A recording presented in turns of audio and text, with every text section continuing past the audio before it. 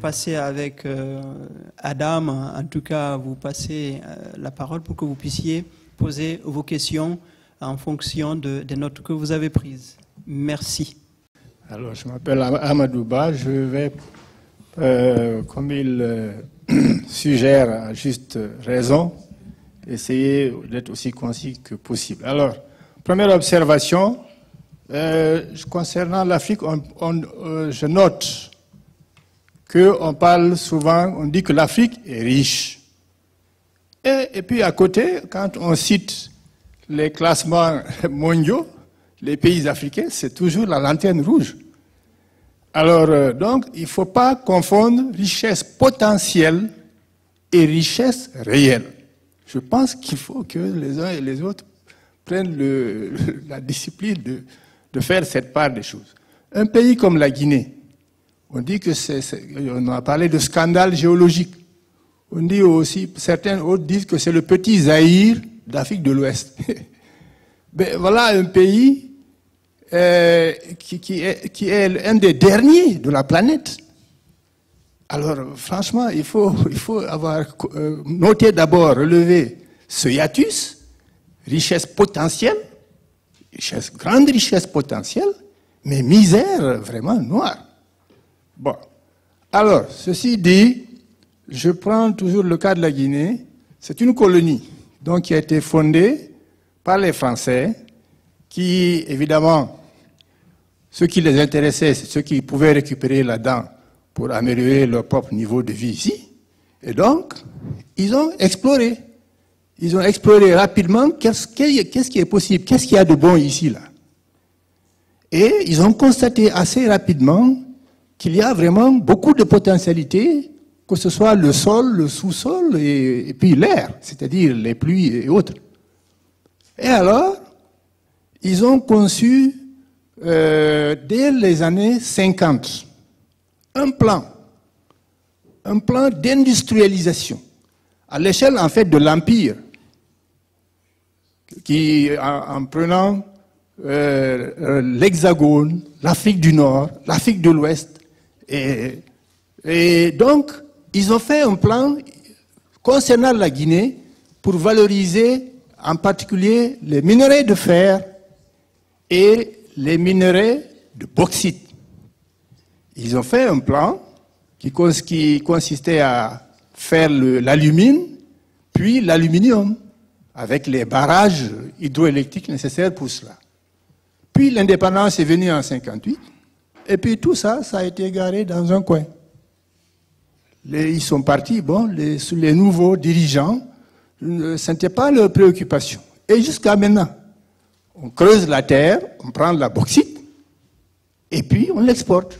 On fait ça depuis près de 60 ans en Guinée. Bon. Or, comme disait quelqu'un, la Guinée est susceptible d'être la Roure de l'Afrique de l'Ouest. C'est-à-dire la base d'une industrialisation vraiment suffisamment ancrée dans la zone. Alors la question, c'est pourquoi cela ne se passe pas. Alors évidemment, les obstacles sont nombreux. Moi, je citerai simplement l'analphabétisme. Dans ce pays, ça fait entre 60 et 65% d'analphabètes. C'est pas possible. Alors, à ce moment, on ne peut pas avoir les ressources humaines, parce que c'est une affaire de ressources humaines, pour valoriser tous ces trucs-là.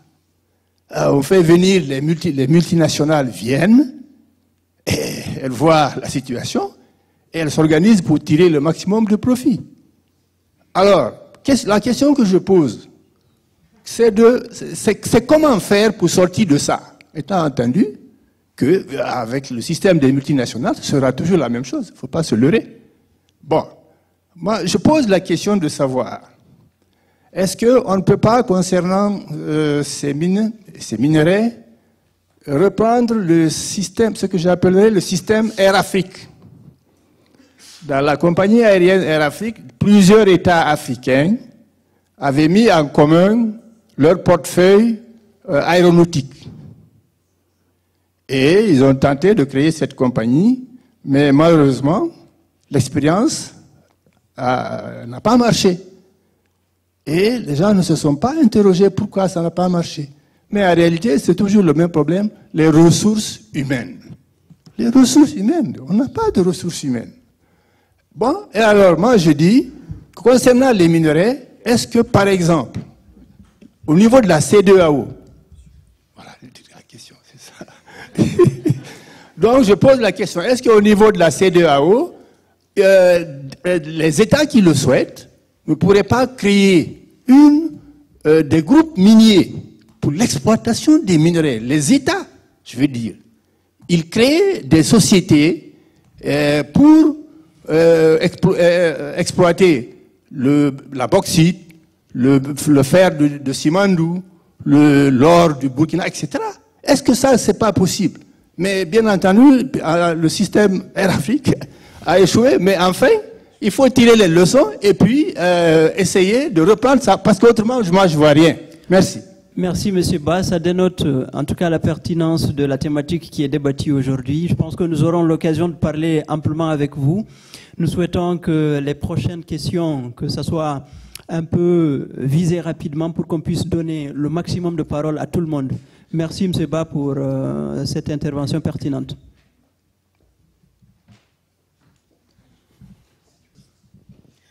Bonsoir, moi je suis mademoiselle Bakardiatou. Moi j'ai pas de questions. Moi je veux juste conclure sur l'effet que ces multinationales sont corrompues par les États eux-mêmes, qui sont eux-mêmes dans ces multinationales.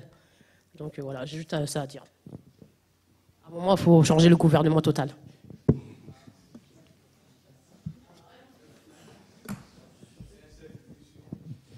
Oui, bonjour. C'est vrai, l'optimisation fiscale, elle est partout, et je pense qu'à l'époque là-bas, elle est chez nous également.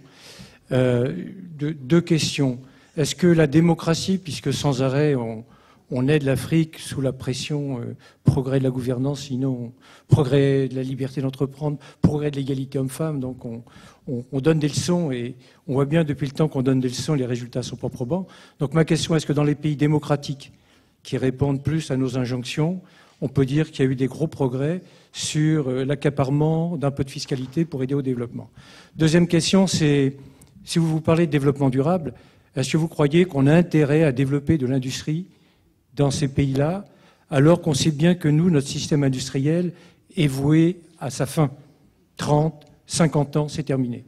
Donc est-ce que l'Afrique n'aurait pas intérêt, parce qu'elle ne va jamais s'en sortir? Vous nous évoquez une situation, j'ai entendu aucune solution. Est-ce qu'on ne pourrait pas imaginer un nouveau modèle économique qui initie l'Afrique dans un système de développement durable? Vous voyez à peu près tous les ingrédients. Je vous remercie de vos différentes interventions qui sont extrêmement riches. C'est vrai que ça rompt un peu avec les idées reçues. C'est bien de dire effectivement qu'il y a une malédiction de l'Afrique pétrolière, minière de l'Afrique, mais là, je crois que c'est des cas qui sont assez intéressants, concrètement décrits. Moi, je vais simplement retenir que il y a un problème qui a été soulevé, c'est le rapport entre les États et les compagnies minières. En termes juridiques d'abord, je crois que Maître en a parlé de façon assez longue sur les conventions minières qui comportent des clauses de stabilisation et d'intangibilité. Cela veut dire que l'État ne peut pas les modifier pendant 30 ans, 40 ans. Et ça pose problème dans la négociation. Est-ce qu'il y a une possibilité ou est-ce qu'il y a un fléchissement ou est-ce qu'on sent un vent de frémissement de l'évolution de l'équilibre entre les parties dans le cadre de ces contrats, de ces conventions minières? Ça, c'est la première question que je voulais poser. Dans votre expérience d'expert, est-ce que effectivement vous pensez qu'il y a de moins en moins de clauses de stabilisation qui sont en quelque sorte une atteinte à la souveraineté des États? Et puis, deuxième question que je voulais justement poser, c'est que est-ce que vous avez rencontré dans les cas, c'est à vous tous que cette question s'adresse, hein, dans les cas que vous avez étudiés, Est-ce que vous pensez que l'accord international sur la transparence commence à produire des effets sur les États, ou est-ce que jusqu'ici, il n'y a pas encore, depuis, disons, 2002, il n'y a pas de cas significatif d'évolution dans l'application de cet accord? Merci. Donc, merci pour ces questions. Je vais directement laisser la parole aux intervenants, donc à nos conférenciers, pour pouvoir répondre. Donc, je vais laisser la parole à ma droite à Maître Christophe Wado. Merci pour vos questions.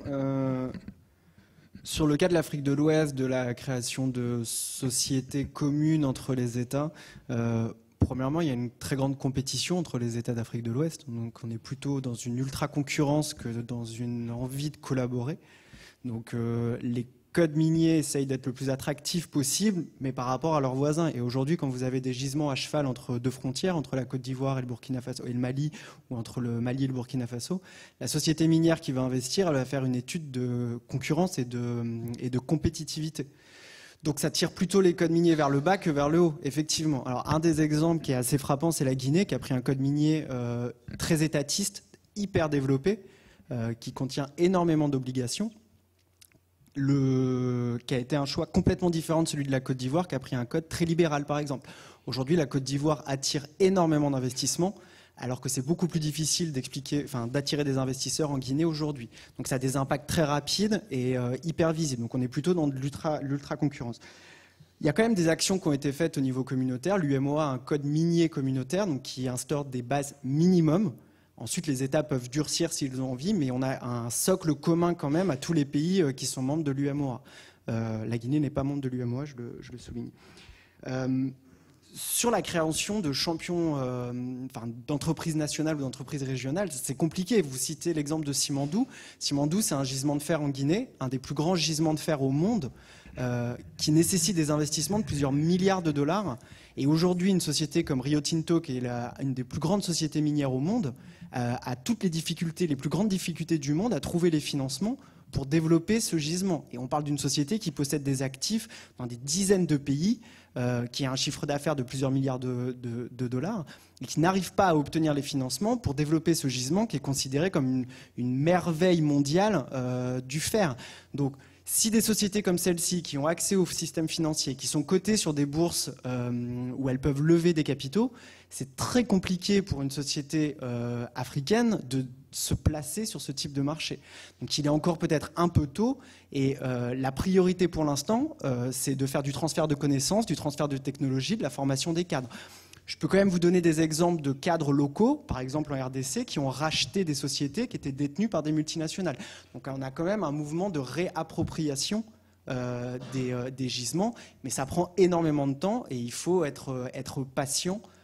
Mais effectivement, une relocalisation ou une réappropriation des gisements, oui, il y a des exemples et des rachats qui ont lieu. Les sociétés qui tirent un trait sur certains gisements et qui trouvent des acteurs locaux pour les reprendre.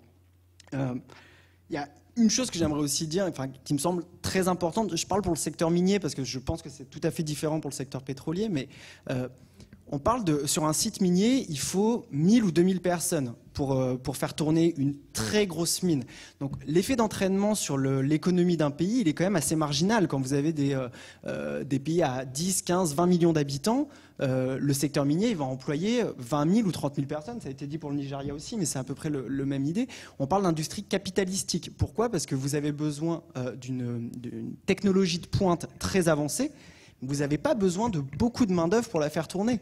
Donc l'effet d'entraînement, il est quand même assez limité. Les ressources minières sont une chance pour l'Afrique, mais ce ne sera jamais suffisant pour donner du travail à 10 millions de personnes et pour faire tourner des budgets d'État qui nécessitent des investissements massifs dans les infrastructures, dans la diversification de l'économie. Donc en fait, c'est plutôt de l'amorçage.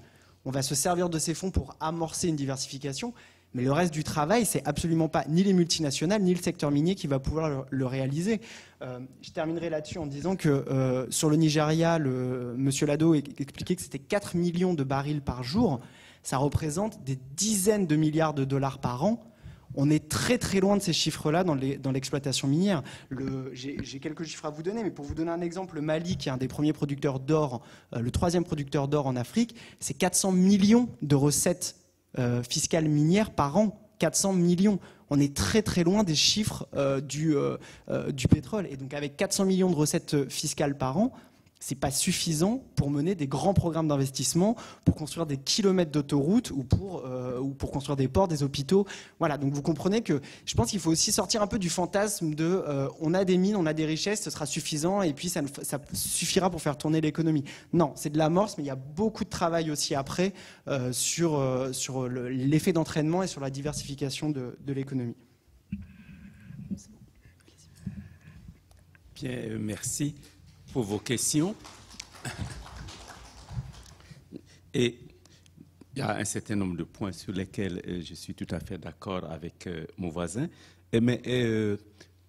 Alors, pour vous répondre, M. Ba, concernant votre proposition de créer des sociétés multinationales africaines, au fond, tout va dépendre effectivement de la taille et de la volonté des États. Bon, nous avons quand même une banque africaine de développement qui prête des milliards et des milliards aux États. Tout dépend effectivement de comment ces milliards sont ensuite orientés. Et tout dépend ensuite de la volonté des États de travailler ensemble. Vous avez raison, vous avez évoqué le cas de Air Afrique. J'évoquerai d'autres cas qui sont beaucoup plus simples encore. Du temps de l'ancienne communauté économique de l'Afrique de l'Ouest, la CEAO, eh bien, elle avait prévu de multiples multinationales ouest-africaines, une société de transport communautaire. Elle avait prévu une société de production en énergie, du moins de matériel d'énergie solaire communautaire. Elle avait prévu une école de formation en ingénierie communautaire, etc. Qu'est-ce qu'on a observé? Il y a eu quelques financements. Parfois, on a créé le petit embryon, mais ça n'a pas été plus loin. La société communautaire qui devait être établie à Nouadhibou n'est jamais sortie. Elle n'est jamais sortie de terre. Voilà. L'école communautaire de recherche en énergie solaire qui était établie à Bamako, elle a bien commencé, puis ça n'a pas été plus loin. Et puis surtout, c'est que la communauté a été purement et simplement supprimée en 1994. Et qui est-ce qui a pris la place? C'est l'UMOA et qui a mis une croix dessus. Voilà. Donc, c'est cela le problème également. Au fond, quelle est la volonté des États de vouloir, de travailler effectivement ensemble? Mais sinon, l'argent, si on le cherche, on peut le trouver.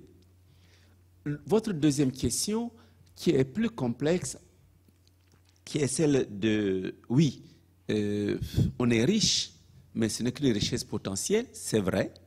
C'est vrai, c'est une richesse potentielle, mais je crois aussi, bon, on dit qu'il faut sortir du pétrole, là il n'y a pas de souci, c'est clair qu'il faut sortir du pétrole.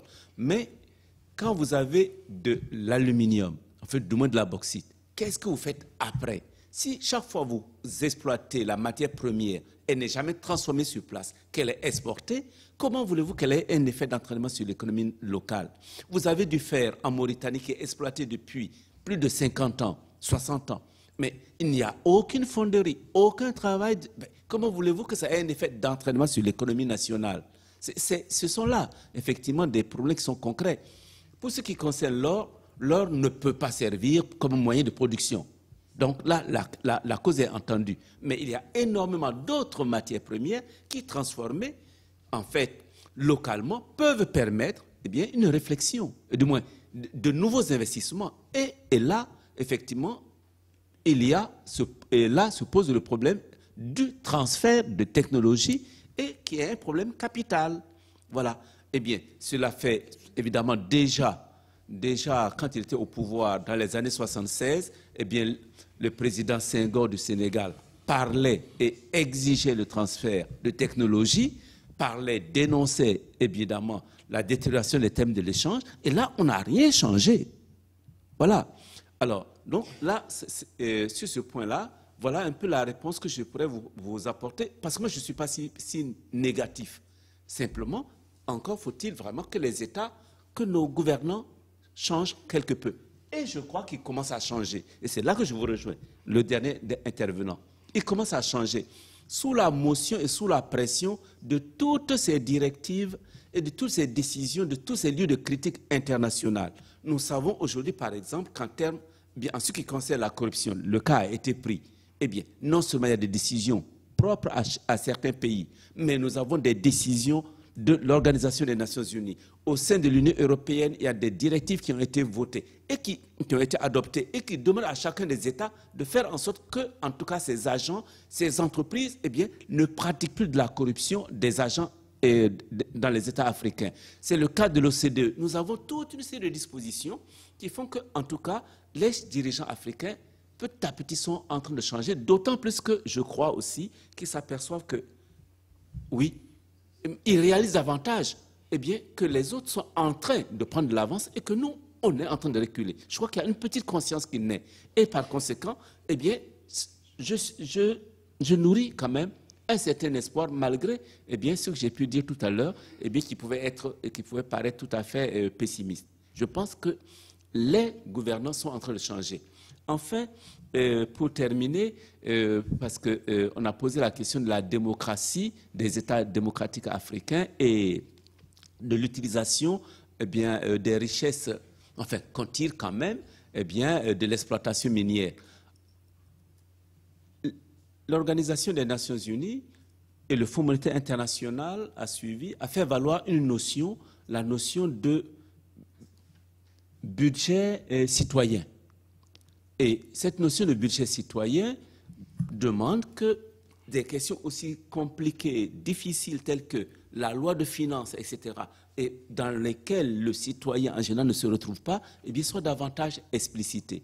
Et je vois que dans un certain nombre de pays, au Mali ou ailleurs, le budget est présenté maintenant de façon citoyenne. Et en tout cas, depuis 2013, tous les ans, les recettes tirées de l'or figurent dans la loi de finances et le montant est indiqué. De sorte que les citoyens voient ce que l'État tire. Et les parlementaires sont informés de ce que représente la part dividende, ce que représente la part redevance, etc. Ils le voient de façon très explicite. Voilà. Et je trouve que ce n'est pas trop mal. C'est pas trop mal. Donc, il y a de petits signes d'espoir, mais il faut persévérer.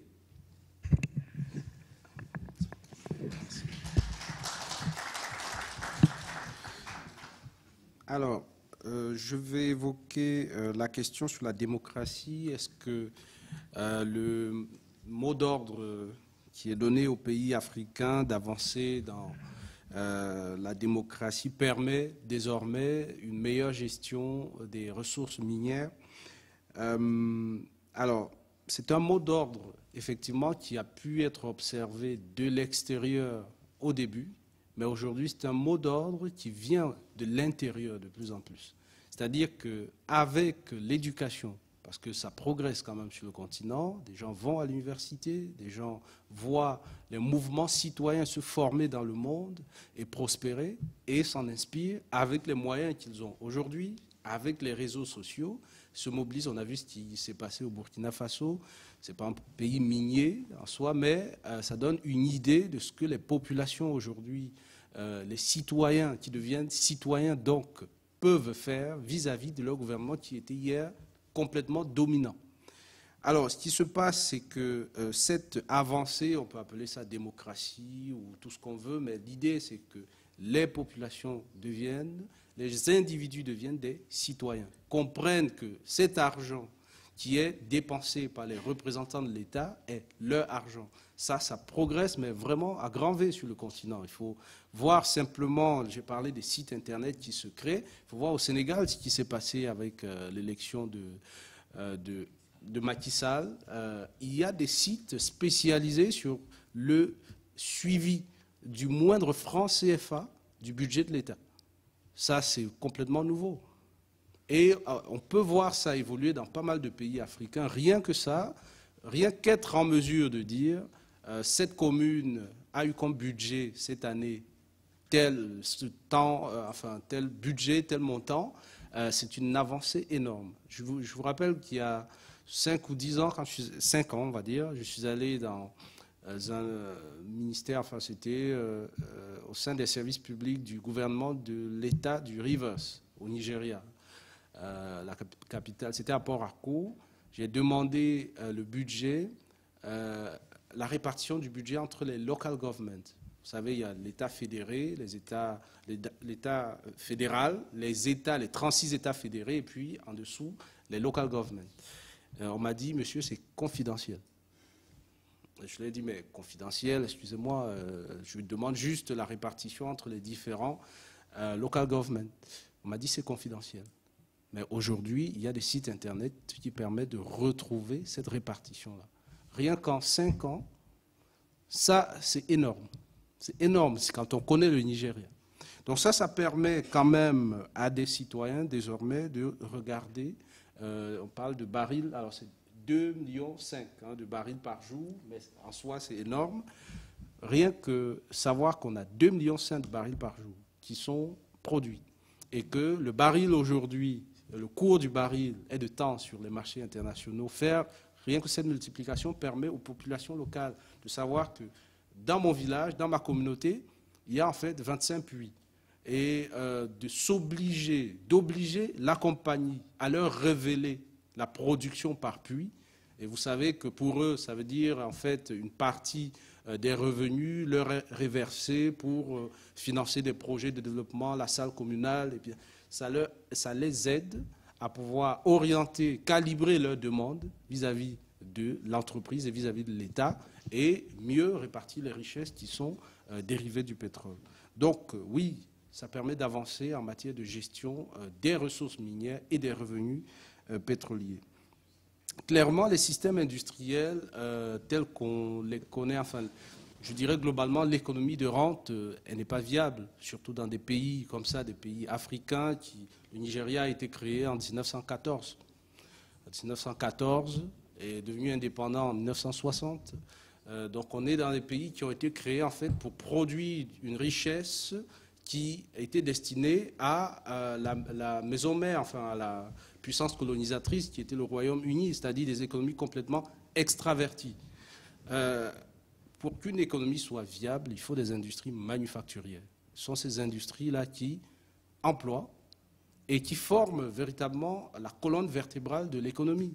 Sinon, vous avez des économies qui sont basées sur le pétrole, les produits miniers, qui sont extrêmement fragiles parce que liées aux fluctuations des cours sur le marché. Quand ça s'effondre, comme on le voit ces derniers mois, les économies sont asphyxiées.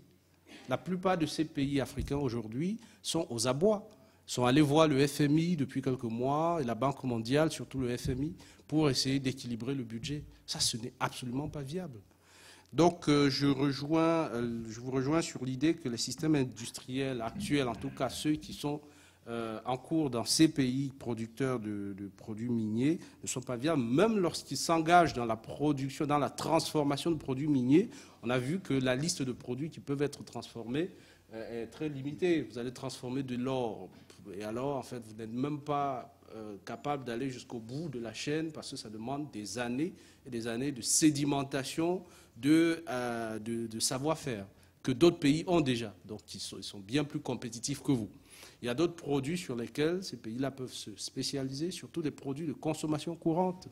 Les brosses à dents, elles se fabriquent où? On les importe.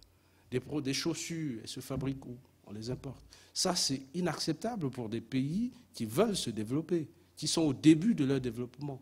Donc ça, c'est une transformation, et la Banque africaine de développement est bien inspirée d'avoir désigné comme cela son programme sur les 10 à 15 prochaines années pour l'Afrique, transformation structurelle des économies africaines, pour arriver à des économies qui ont une ossature et qui sont viables, sorties de ces produits qui extravertissent les économies et les obligent à dépendre justement des marchés internationaux.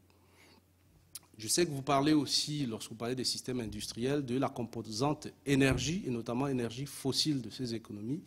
Voilà, on sort de la COP21, on parle du deuxième poumon de l'Afrique, qu'est le bassin du Congo, on parle des gisements de vent, enfin gisements d'énergie renouvelable en termes de soleil ou de vent. Ça, ce sont des gisements justement de développement que les pays africains seraient bien inspirés de développer. Et comment le faire? On a besoin de Borloo pour venir nous l'apprendre, alors c'est vraiment dommage. C'est un problème de leadership quelque part aussi. On parle des pays qui viennent de loin, on parle d'un continent qui n'a pas encore... vous voyez, l'Union africaine, c'est quoi? Financée par la Chine, par l'Union européenne, par... Voilà, il y a tout cela à mettre en place, construire les États. Je pense créer des mastodontes régionaux, c'est peut-être une fuite en avant pour l'instant. Ils vont se reposer sur qui? Demain, dès qu'il y aura un problème, ils vont chercher un problème... comment on va résoudre les problèmes de réglementation pour des pays qui sont en construction, en chantier?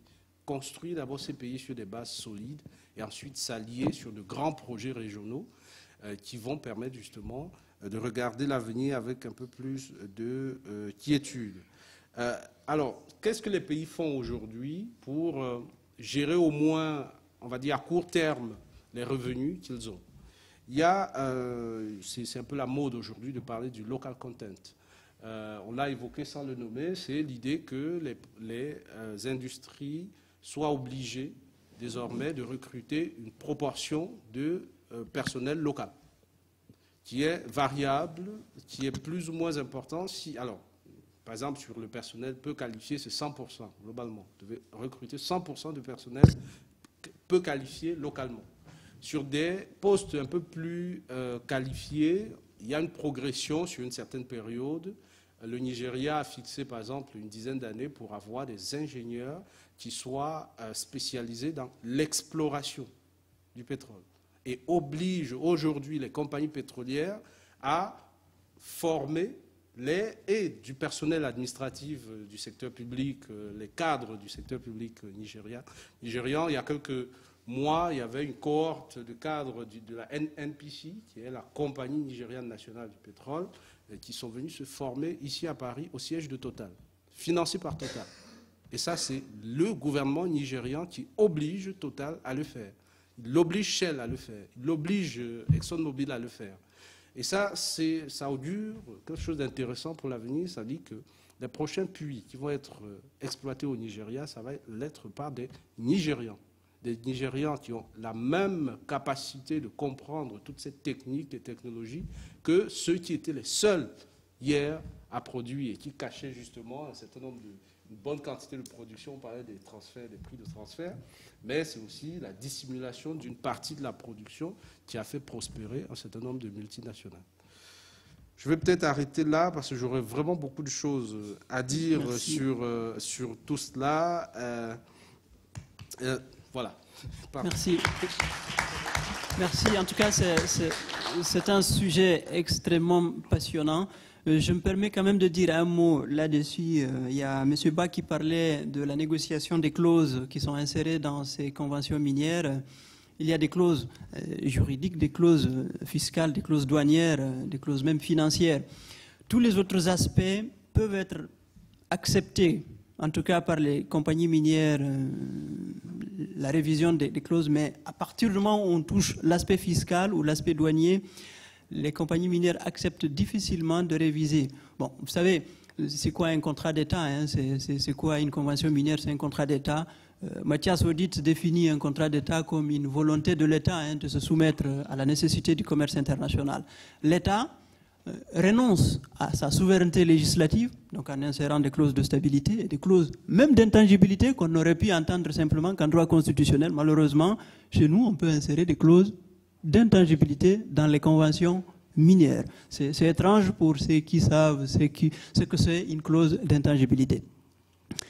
Pour réviser ces clauses-là, je pense que Christophe Vado est mieux placé pour dire quelques mots là-dessus, mais généralement, à partir du moment où on touche l'aspect fiscal ou l'aspect douanier, parce que c'est l'aspect financier qui est là, les sociétés minières refusent. Pas refuser en disant « je ne suis pas d'accord », mais en disant « bon, allez, on part au niveau de l'arbitrage international, soit on vient à Paris ou on va au niveau du CIRDI ». Lorsqu'on condamne, par exemple, un pays comme la Mauritanie à payer des dommages à intérêt de 3 milliards de dollars, ou la Guinée-Bissau ou autre, voyez-vous, vaut mieux ne pas réviser, laisser comme ça que de payer une telle amende. Donc le problème là. Mais surtout, le mot que j'ai voulu véhiculer, c'est quoi? Nous, Africains, nous devons cesser de pleurer, il faut qu'on travaille. Il faut absolument qu'on travaille aujourd'hui. Quand on parle de l'évasion fiscale, ce n'est pas les États occidentaux qui l'organisent, c'est des multinationales qui organisent. Et l'argent là ne vient pas directement, par exemple en France ou aux États-Unis où la fiscalité est très élevée. L'évasion fiscale, c'est vers les paradis fiscaux. Et la France, je ne vais pas dire que c'est un enfer fiscal, mais ce n'est pas un paradis fiscal quand même. Donc du coup, par exemple, la France, au niveau de la sous-capitalisation des entreprises, la France a fait un effort énorme pour lutter contre la sous-capitalisation. La sous-capitalisation, c'est quoi? Créer une filiale, par exemple, en Guinée. Rio Tinto crée une filiale, donne un petit capital, parce que c'est sa fille, c'est une filiale, mais donner un emprunt énorme. Donc capital minimum, emprunt maximum, avec déductibilité des intérêts. Les intérêts sont déductibles, ce qui veut dire que la filiale qui est en Guinée, elle va déduire ces intérêts-là, ces intérêts d'emprunt de son résultat comptable. Et ça minore en ce moment la base d'imposition. Ce montant-là, la France dit, dès que vous remettez ça à votre mère qui a son siège à Paris, nous considérons ça comme une distribution de dividendes. Donc nous, on taxe ici. C'est déjà un effort d'un pays puissant. Donc il faudra qu'on cesse de pleurer, il faut qu'on travaille nous-mêmes. L'exemple, c'est quoi? Ces petits revenus que nous tirons de ces ressources minières, comment ces revenus sont distribués? Il faut que les administrations soient un peu plus sérieuses que ça pour qu'on puisse travailler. Nous ne pouvons pas dire que ce sont les Occidentaux, c'est ceci et cela. Ça ne peut pas tenir trop. Je vous laisse la parole pour que vous puissiez, parce qu'il y a tellement de choses à dire sur ça que je préfère laisser l'auditoire poser des questions. Je vous remercie. Alors, dernière ou avant-dernière série de questions, Bonsoir à tous, je m'appelle Boubacar Diatta, originaire du Sénégal, membre de Made in Africa. C'est Dominique Maillot qui est notre président. Je vous remercie des interventions qui sont soulignées tout à l'heure. Et je vous dis bon courage. Moi, c'est pas plutôt une question, c'est de vous remercier, vous qui êtes là, dirigeants intellectuels africains, éducateurs des étudiants, qui est l'issue de Made in Africa. On l'a créé pour ça, pour sensibiliser les étudiants qui sont là en France, que la France est en train de soutenir. La France a beaucoup fait pour nous. J'aimais bien un mot que disait mon président Dominique Maillot, le commerce équitable. C'est un mot qui m'a beaucoup impressionné, très souvent. Oui. Il nous manque du sérieux, nos dirigeants africains. Ce n'est pas parce qu'on ne travaille pas. Les Africains sont des grands bosseurs. C'est nos dirigeants qui sont en train de nous exploiter. Ils peuvent créer. Il y a le commerce équitable. La France qui est là pour nous, pourquoi pas faire des contrats d'échange? Si on ne fait pas des machines, mais on peut donner quelque chose en contrepartie. Très bien. Apparemment, vous avez une question pertinente. Voilà. On vous attend. Donc, je passe la parole aux autres. Merci pour cette intervention.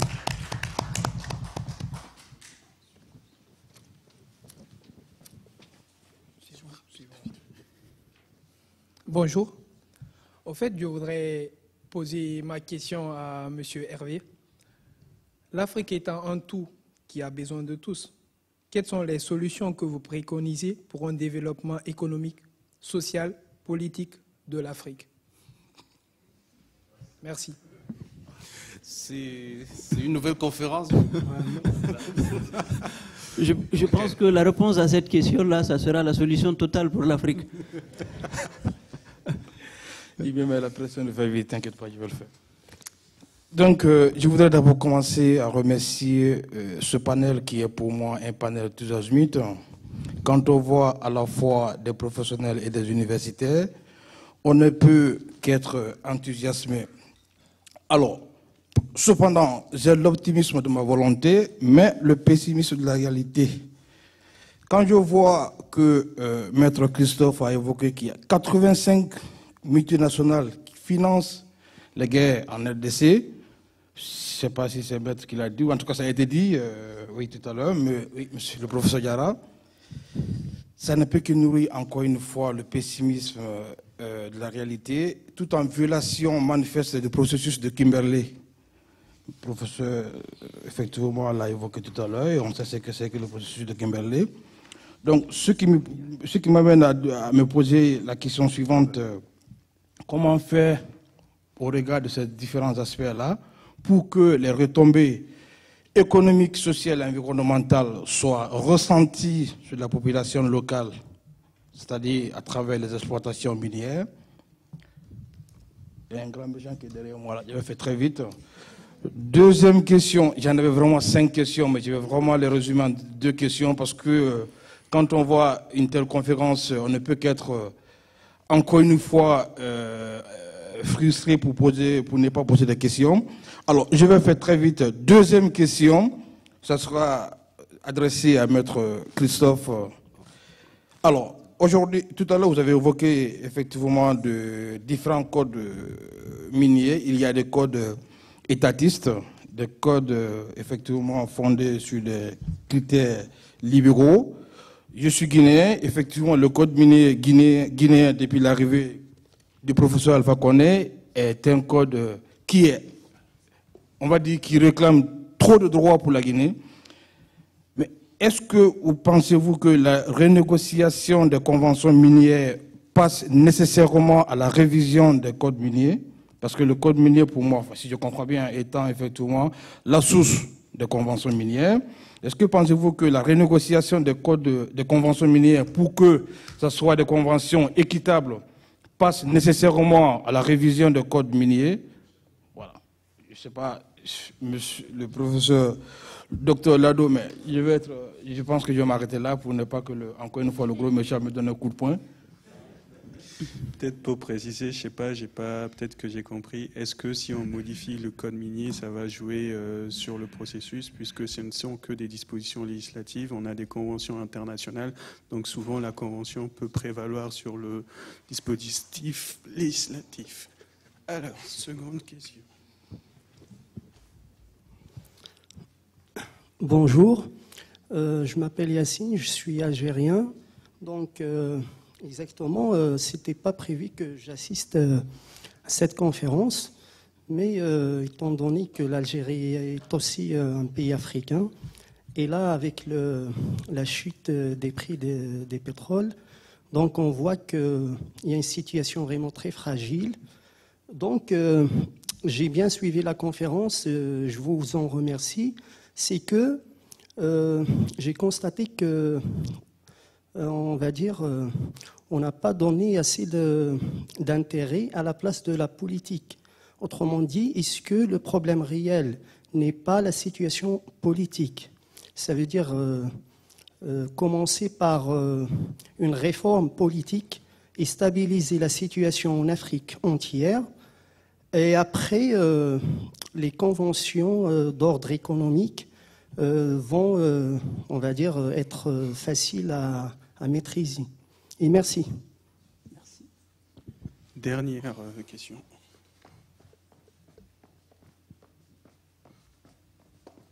Il y a Mara qui lève la main. C'était qui? D'accord. Je pense qu'après ça, on va conclure. Moi, je ne fais pas de politique, donc je ne réponds pas aux questions politiques. Sur la Guinée et sur le processus de renégociation, je vais essayer d'être le plus concret et pragmatique possible. Il y a 2 pays notoirement connus qui ont mené des process de renégociation. La RDC, qui est arrivée au bout de son process aux alentours des années 2010-2011, et la Guinée, qui est en pleine renégociation. 2 États se posent la question de rentrer dans ce type de processus, le Mali et le Burkina Faso. La RDC a fait le choix d'une approche très consensuelle qui a été menée par des cabinets d'avocats internationaux. Elle était conseillée également par des cabinets d'avocats internationaux et a obtenu un financement pour être accompagnée dans ce processus. Ce qui en est ressorti, c'est difficile, parce que la RDC, c'est un pays très complexe. Les conventions qui ont été signées ont eu pour effet de faire sortir la Gécamine, qui est la Société nationale, de l'exploitation et de rendre aux multinationales plus de liberté par rapport aux agissements très douteux parfois de la Gécamine. Donc ce processus, c'est clairement un processus de libéralisation du secteur minier en RDC et qui a été plutôt salué par les investisseurs internationaux. En ce qui concerne la Guinée, c'est totalement différent puisque c'est le process inverse qui a été choisi. Effectivement, il y a un code minier qui a été pris en 2011 en Guinée avec une approche très étatiste, très autoritaire. Et la Guinée impose un processus de renégociation aux acteurs qui sont présents. Quel est le problème? On a des conventions qui ont été signées dans les années 90 avec des clauses de stabilité. Donc, elles ne sont pas soumises à l'obligation d'être renégociées parce qu'un nouveau code, parce qu'un nouveau gouvernement a décidé de prendre un nouveau code minier. Et à titre personnel, moi, je salue le code minier guinéen parce que c'est un code d'une précision et d'une intelligence folle, mais qui est très difficile à mettre en œuvre dans un pays comme la Guinée. Donc, on participe à ce type de processus, sauf qu'en face, on a un mur de la part des investisseurs qui se retranchent derrière leur clause de stabilité. Est-ce qu'on peut les forcer à renégocier? Il y a un débat, et ce sera là à l'arbitrage international de trancher ce débat. Mais vous avez deux approches. Une première qui dit que face aux clauses de stabilité, même une loi prise par un Parlement ne peut pas forcer et faire disparaître ces clauses-là. Pourquoi? Parce que le Code minier est une loi générale. Les conventions minières sont des lois spéciales. Les conventions minières sont ratifiées par les parlements, par le Parlement guinéen. Elles ont valeur législative. Donc vous avez un conflit de loi entre une loi générale qui impose une renégociation et une loi spéciale, la convention, qui, elle, bloque tout processus de renégociation. Donc c'est un peu absurde comme système. Et vous pouvez prendre tous les codes miniers que vous voulez. Vous pouvez faire des réformes de vos codes miniers tous les 2 ans, les 3 ans, les 4 ans. D'abord, c'est une forme d'instabilité juridique et les investisseurs internationaux ont horreur de ce type de processus. Mais en plus, vous ne pourrez jamais juridiquement forcer un investisseur à renégocier sa convention. Donc c'est plutôt une approche consensuelle qu'il faut choisir et une approche en bonne intelligence. Donc voilà. Après, ce que je peux vous dire sur la renégociation en Guinée, c'est à terme, il y aura très peu de résultats, vu le cours actuel des matières premières. Il y a aussi une question de timing qui est très importante quand on mène ce type de processus. La RDC l'a fait entre 2008 et 2011, à un moment où les cours étaient très élevés, et donc les investisseurs étaient prêts à accepter beaucoup de choses. La Guinée le fait actuellement, au moment où les cours sont au plus bas. Et effectivement, vous avez en face des investisseurs qui n'acceptent aucun alourdissement de leur fiscalité, de leurs investissements ou de leurs obligations, que ce soit environnementales, sociétales. Donc voilà, donc il y a tous ces éléments à prendre en compte et effectivement, c'est très compliqué. Donc c'est beaucoup de pédagogie, beaucoup de patience et beaucoup de confiance. Voilà.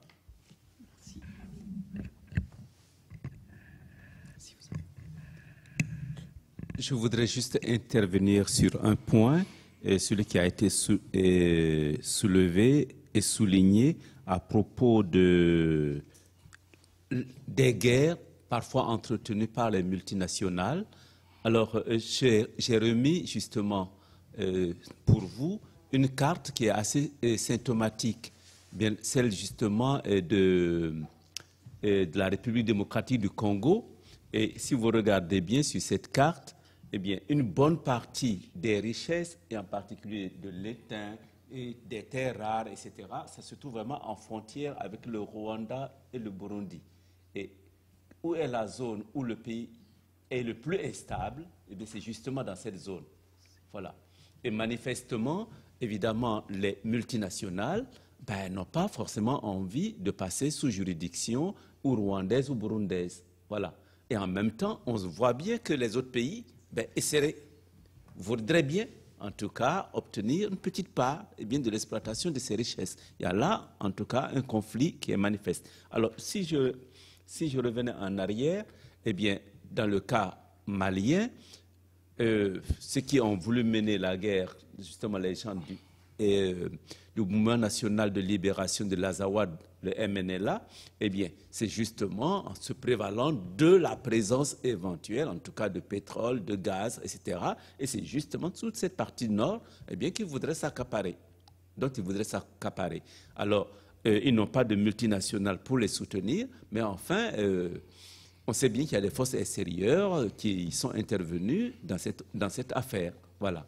Donc, c'est remarquable, en tout cas, c'est un fait que les multinationales, eh bien, peuvent être, malheureusement, eh bien, des vecteurs de guerre, parce qu'il faut protéger, effectivement, les richesses minières qu'elles exploitent. Et je ne dis pas que c'est naturel, mais enfin, en tout cas, c'est un fait. C'est un fait, et c'est pourquoi j'avais mis effectivement ces deux cas côte à côte, bon, indépendamment évidemment des richesses effectivement qui sont concernées dans les deux pays.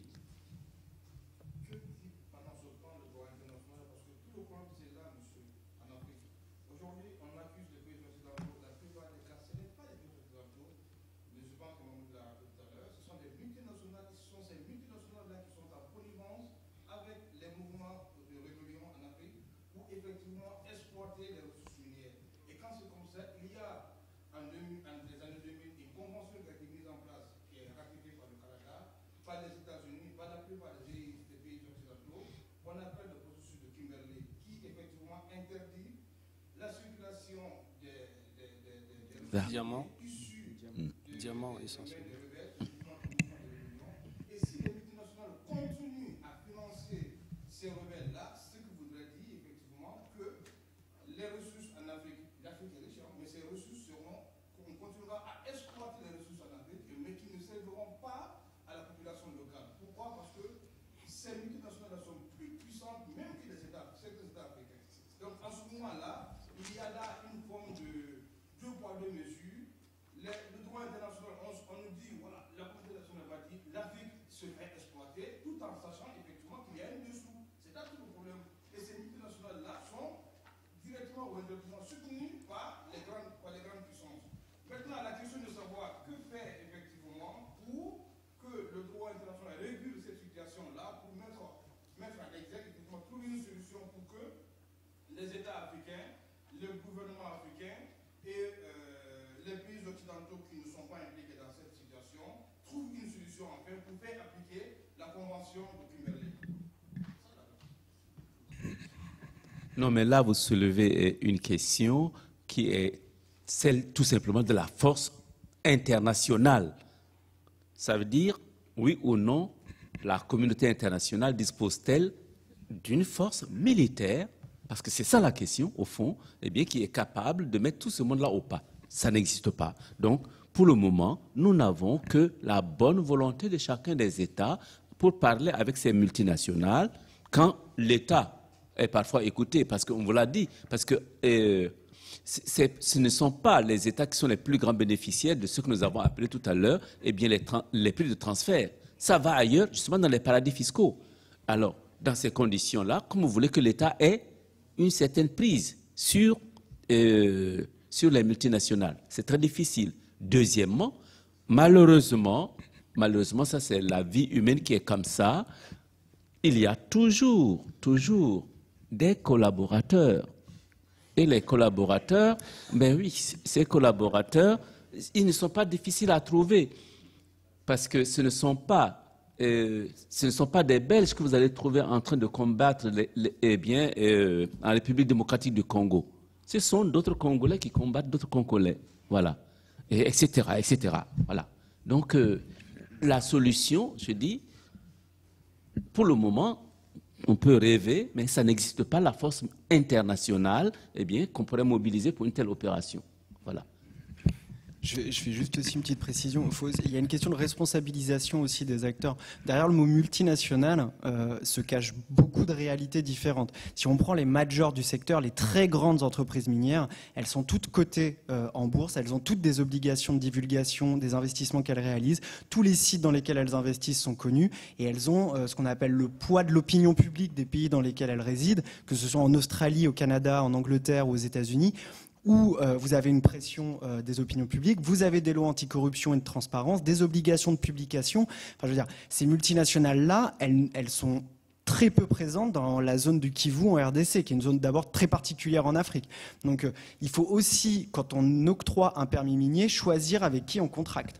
Et vous avez des exemples récents de sociétés canadiennes ou australiennes qui se sont retirées de RDC parce qu'elles n'avaient pas envie de continuer à alimenter les tensions et les zones de conflit du Kivu. Donc il y a aussi le choix de ces partenaires qui sont très importants. Et quand une société dit non, je ne payerai pas ce qu'on appelle le pas de porte ou un bonus de signature, mais par contre que la société d'à côté accepte de le faire, il faut se poser la question de savoir s'il y a une raison pour laquelle on dit non à l'un et pour laquelle on dit oui à l'autre. Donc il faut aussi savoir choisir ses partenaires. C'est très important. Alors peut-être un mot qui ne sera pas très long puisque je vois qu'on s'achemine vers la fin. Juste pour dire, en fait, lorsqu'on arrive à faire bouger soit les lois, soit la pratique, c'est que le triple équilibre qui est constitué de l'État d'une part, avec les piliers qui sont l'État, la société civile et les entreprises, a fonctionné et a réussi à faire basculer le rapport de force. Et s'il y avait le temps, on ne va pas le faire aujourd'hui, je vous aurais raconté l'histoire du mouvement des femmes au Nigeria qui a permis entre 1920 et 1955 qui a permis aux femmes d'acquérir le droit de vote. Vous avez en face une puissance coloniale qui est puissante, voilà, qui a tous les moyens politiques et économiques. Vous avez des collaborateurs qui sont l'administration traditionnelle locale, qui travaillent avec la puissance coloniale, et vous avez des femmes qui subissent des taxes et qui, à un moment donné, décident de s'organiser malgré l'écrasante puissance du colonisateur et arrive en plusieurs années, parce que ça ne se fait pas comme ça, en plusieurs années à se constituer un pouvoir qui leur permette de faire en sorte que la puissance coloniale accepte de reculer. C'est ce qui doit se passer dans ces processus de Kimberley, l'initiative de transparence dans les industries extractives. C'est qu'à un moment donné, vous êtes suffisamment fort parce que vous vous formez, vous faites suffisamment de veille, vous infiltrez suffisamment le fonctionnement de ces entreprises pour comprendre la mécanique et finalement réussir à la renverser. Si vous ne faites pas ça, vous allez simplement pleurer et dire « je n'ai pas les moyens d'agir ». Et c'est comme ça que tous les mouvements dans le monde ont fonctionné. La démocratie, même dans les pays développés, est arrivée comment? Il a fallu que ça se forme dans les mines. Les ouvriers se constituent en syndicats. C'est d'ailleurs les premiers partis politiques, ça venait d'ailleurs dans tous les pays, même au Nigeria, venaient des syndicats d'ouvriers du rail et du chemin de fer, qui se forment, qui se structurent et qui, au bout, constituent une force politique pour renverser le système établi. Donc, il faut un triptyque société civile, État, secteur public et puis secteur privé. Si les trois piliers fonctionnent, on arrive à former quelque chose qui n'est pas une domination de l'un des acteurs sur les autres. Alors, le problème économique, oui, le problème des pays africains, il est aussi politique. D'ailleurs, dans des pays en développement, la relation entre l'économie et le politique, c'est une relation incestueuse. C'est imbriqué. Vous voyez même la plupart des actionnaires des grandes sociétés dans les pays en développement sont des politiques. Pour faire prospérer une société, lorsque vous voyez un grand groupe naître dans un pays en développement, sachez qu'il y a énormément de ministres ou de DG ou de militaires qui sont actionnaires de cette société-là. Tout ça est imbriqué. C'est-à-dire que lorsqu'on parle du dysfonctionnement de l'industrie minière, c'est aussi parce qu'en dessous, il y a des jeux de pouvoir qui se jouent entre les puissants qui constituent ce qu'on appelle, d'autres des auteurs en économie appellent la coalition dominante dans le pays à ce moment précis, qui peut être renversé, qui peut être modifié. Chaque fois qu'un président est élu au Nigeria, il dégomme tout le staff de la NNPC. Et pour corruption, pour détournement de fonds, et les met en prison ou les libère. Enfin, après, il y a des négociations qui se font, ça se recompose. C'est toujours comme ça jusqu'à ce que le pays avance un peu plus sur des questions de transparence. Et initiative EITI, voilà, ça aide aussi à ça. Comment développer les pays africains? Alors ça, c'est vraiment notre sujet. Je veux dire juste un mot sur la mode actuellement en Afrique, sur la gestion des revenus miniers. C'est diversification des économies. Ça, c'est le mot d'ordre qui commence à passer dans les différents pays. Diversification des économies, sortie de l'industrie des économies de rente, développer l'agriculture pour nourrir déjà les Africains. C'est vraiment un comble d'importer du riz tout le temps d'Indonésie ou du Pakistan. Maintenant, on fait pousser du riz, même dans des zones désertiques. Donc, développer l'agriculture, l'industrie manufacturière, meilleure gestion des revenus qui viennent de nos économies. Transparence, ça veut dire enjeu de transparence. Ça veut dire création des fonds. J'ai évoqué tout à l'heure les fonds de péréquation pour stabiliser le budget, les revenus de l'État. Lorsqu'il y a plus de revenus qui arrivent, on sécurise une partie de ces revenus. Lorsqu'il y en a moins, on fait appel à ce fonds-là pour stabiliser le budget de l'État. Des fonds d'investissement. Un pays va voir la Banque mondiale et dit « je veux construire une autoroute pour relier Yaoundé à Douala ». La Banque mondiale dit, vous avez combien? Vous mettez combien sur la table? Le pays dit, non, nous sommes pauvres, un pays pauvre, on n'a rien, on ne peut pas contribuer. C'est là où la Banque mondiale prend du pouvoir et impose ses conditions. Alors que si vous avez un fonds d'investissement, vous arrivez à la Banque mondiale fort, vous portez votre costume, vous arrivez, vous dites, voilà, j'ai tant. Qu'est-ce que vous pouvez mettre sur la table? Et d'ailleurs, vous êtes partenaire, je vous verse des dividendes à la fin. Vous n'allez pas quémander des ressources auprès de la Banque mondiale. Donc, créer des fonds d'investissement. Et un certain nombre de pays commencent à le comprendre. Le Nigeria a créé son fonds d'investissement, le Gabon, la Mauritanie, le Botswana, la Guinée équatoriale. Une quinzaine de pays africains sont en train d'avancer sur ces sujets-là. Maintenant, pour gérer les contrats miniers qui existent aujourd'hui ou pour les renégocier, parce que parfois il faut arriver à renégocier ça, il faut des compétences. La Banque africaine de développement a mis en place une facilité d'assistance, vous pourrez mieux en parler peut-être que moi, une facilité pour accompagner les pays africains qui le souhaitent à la formation de leurs experts. Experts en négociation, experts en gestion des contrats, pour que lorsqu'on est autour de la table pour parler de ces contrats et faire le suivi vis-à-vis des compagnies qui sont en face, qui sont bardées de grands conseils très compétents, Christophe notamment, qu'il y ait en face des gens qui comprennent de quoi on parle et qui sont en mesure de parler d'égal à égal. Ce n'est pas le cas aujourd'hui. Et ça, sur 5-10 ans, si les pays arrivent à faire ça, vous allez voir que ça va changer le rapport de force. Oui. Merci. Voilà, je terminerai là-dessus. Merci. Merci. Merci.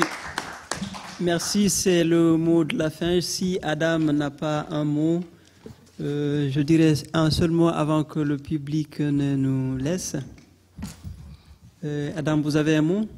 Oui, peut-être. Juste dire que ces questions sont assez importantes, notamment en ce qui concerne les citoyens. Alors, de prime abord, on a l'impression que ce sont des questions techniques, mais ce sont des questions dont les citoyens lambda doivent fouiller, regarder, se ressaisir de ces questions. Kofi Annan, en fin janvier, parlait d'un nouveau leadership citoyen. Il doit y avoir un nouveau type citoyen, tant en Europe, aux États-Unis qu'en Afrique, pour se saisir de ces questions, s'informer, connaître les détails de tout ce qui est relatif à l'évasion fiscale, à la fraude fiscale, pour pouvoir justement être en rapport de force par rapport à un ministre de l'économie qui va nous dire « oui, mais vous ne comprenez pas, vous savez, c'est très technique, il y a des détails ». Non, c'est assez simple, il faut se documenter. Sur Internet, il y a tout, et on peut justement, par ce biais, créer un nouveau type de citoyen qui va prendre en main son avenir et justement faire en sorte d'influer la décision publique et privée par sa connaissance et aussi les moyens de pression, société civile, etc. etc. Merci Adam Abou Hassan. Donc au nom de Think in Africa, nous disons merci vraiment à l'auditoire. Merci d'être venu. Nous disons merci aussi à toutes les associations qui ont soutenu cette organisation. Je terminerai par dire merci à nos intervenants, Maître Christophe Vado avec son calendrier très très chargé qui doit rejoindre, si j'ai bien compris, l'Afrique du Sud dans les 3 jours, 4 jours qui viennent. Et professeur Diarra, que tout le monde connaît, extrêmement chargé, mais très disponible pour tout ce qui est, en tout cas, des activités scientifiques, des activités de recherche. Professeur Diarra est l'un des rares professeurs qui a pris dans son calendrier un jour spécifique pour recevoir tout Africain, tout Européen, tout chercheur qui est curieux, qui veut avoir en tout cas des informations sur son domaine de compétences. Tous les mercredis de l'après-midi, professeur Diarra nous reçoit tous. Et si vous avez des questions là-dessus, c'est une information que je vous donne. Maître Lado qui est là, qui est venu de loin, il est disponible à répondre à toutes les questions. Il fait partie de ceux qui ont accepté de venir animer cette conférence à la dernière minute. Donc encore une fois, au nom de Thinking Africa, merci à tout le monde. Nous espérons que ce n'est que le début d'une grande aventure. Je vous remercie.